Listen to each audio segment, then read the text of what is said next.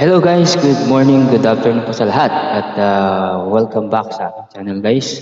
For this video guys, I would like to uh, give a message dahil election day for today, May 9, 2022 guys. Election day dito sa Pilipinas and sa ibang bansa lang po tapos na. And yun guys, number one ang ating number one ng ating is I respect. Number one, respect po. I respect natin kung sino man po yung mananalo. Respeto din natin kung sino ang iboboto ng bawat Pilipino guys. Okay?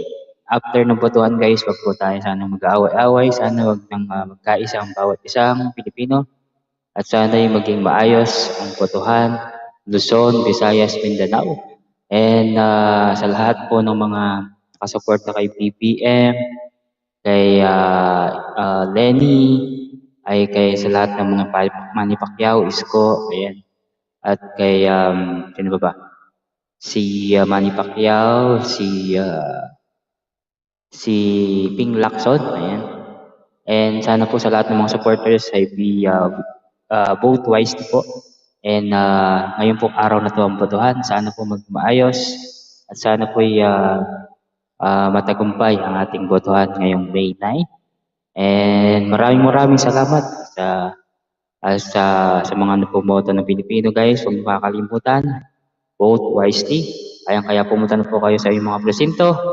And congratulations po sa ating magiging pinuno ng ating bansa. And sana maging maayos ang Pilipinas. Sana walang away. Okay? And number one dyan guys, sinasabi ko nga respeto. Respeto yung boto ng bawat isang Pilipino guys. Okay? Ito muli, si Edward po ay nagpapaalala sa inyo ng vote wisely. And maraming salamat po guys. Don't forget to like, share, subscribe my channel, and comment below. And always click the bell button for more update to my video. Okay? Maraming salamat po sa inyo guys. This is Edward Laksina Kapogi guys. Maraming salamat po ulit. And goodbye po. God bless to all.